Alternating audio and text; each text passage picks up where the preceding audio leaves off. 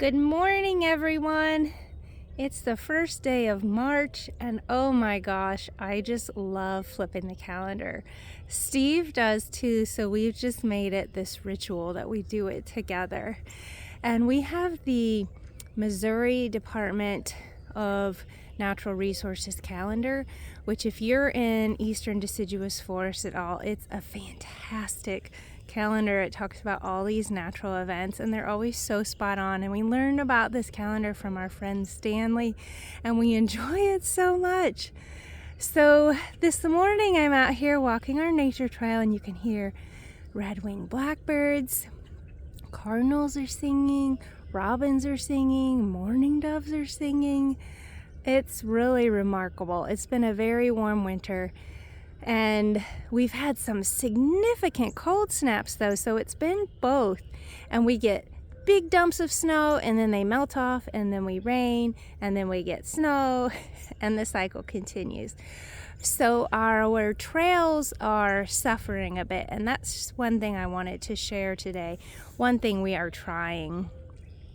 We have poorly draining soils around here, and Steve is the soil man. He can tell you exactly what's going on, but right in here we definitely have a limiting layer and some serious compaction from our little footies.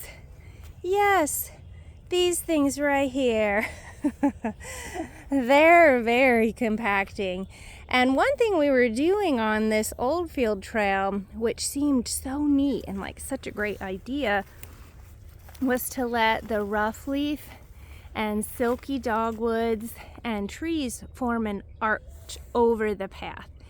The red bats loved it, and they like hanging over these open paths, but then we significantly shaded the path, and that meant that the grass couldn't hold on anymore.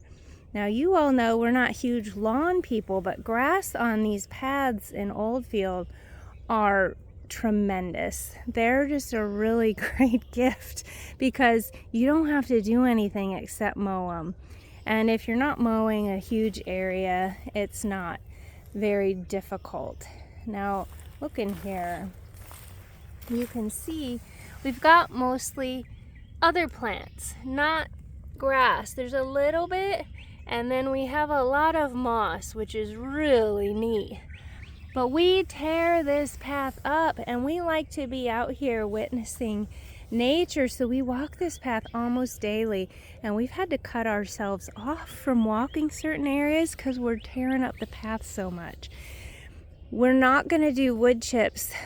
We've done wood chips in so many areas. I started when I was in my early 20s at a nature preserve, hauling big loads of wood chips down mile-long trails, and that's just not sustainable behavior for us. So what we have decided to do is trim back from the edge, undo our arch of plants, and we've already done it in this area to a large extent. So you can see it's still over the path, but it's not joining, which means as the sun continues to climb in the sky, the sun will hit this earth and allow the grass to grow, and then perhaps help it dry out over time. We will find out. We'll keep you updated.